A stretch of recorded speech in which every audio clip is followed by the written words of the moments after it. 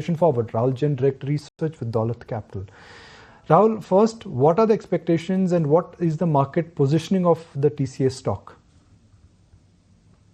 Yeah, I think expectation, whatever were created at the previous results, have kind of bit toned down because all the conversation that we could do during the quarter were either at par or maybe slightly negative. So the expectation to that extent has been slightly toning down.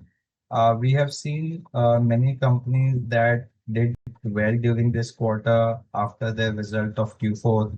And if they don't retain that kind of a confidence in terms of improved guidance or commentary, they might see some kind of a moderation. But let's say for TCS, which didn't had a very good commentary, stock didn't do well either during this 3-month period.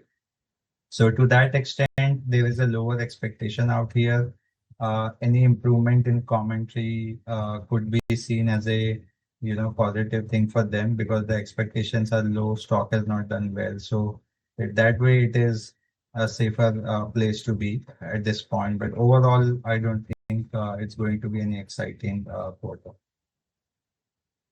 So, what are the chances that even if commentary is weak, the stock actually could rally after the numbers? So as I said, in few cases, it could be tactical positive. If you recollect the previous quarter commentary, what we saw is that 2, 3 players, let's say to take larger names like TCS, Wipro, little bit on LTM, they had some client-specific impact that they highlighted last time. And those are the clients which possibly would have taken a very preemptive stance on their budgeting. While companies like HCL said they didn't see any slowdown per se meaningfully.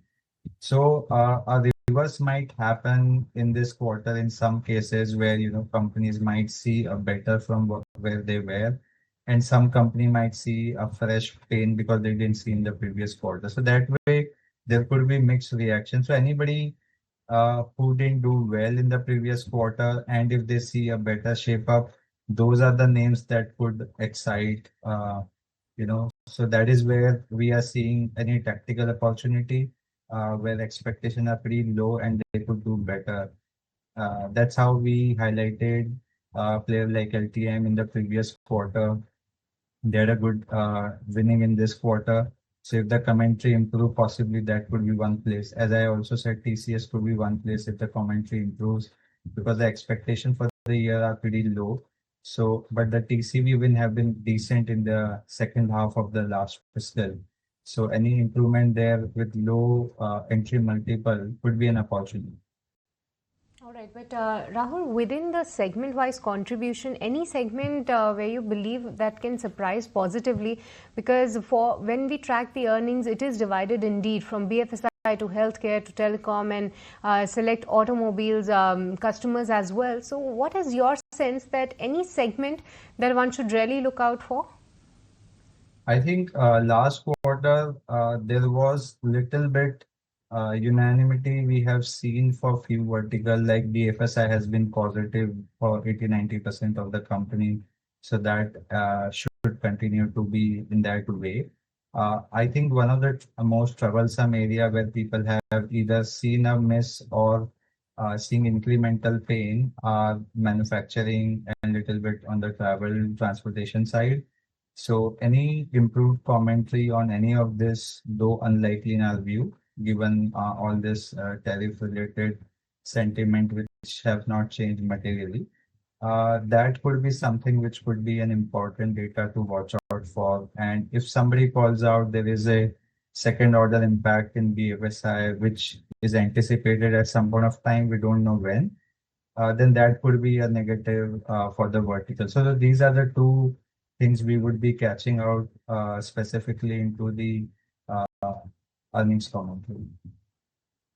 Right. So, Rahul, if you move away slightly from earnings and talk about the IT sector overall, in the near to medium term, while we still don't have much clarity on the tariffs coming in from US to us, and because IT is such a largely external facing sector, do you believe we can expect to see some impact on IT group of stocks, or do you believe that this concern as of now is overdone? I think concern, it would be too premature to say that the concern is behind because most companies are still trying to figure it out how it is going to shape it up. There are a couple of other trend change which could also impact the way the companies might spend and how the IT outsourcing company might benefit or have a pressure like we all talk about AI all of these days. So that is another trend, underlying trend that is going through which somebody might have to deal with because it might lead to initial compression in terms of efficiency pass-throughs and those kind of an impact. So I would say that select cases might see that because TCV wins are slightly better in the last 2 quarters.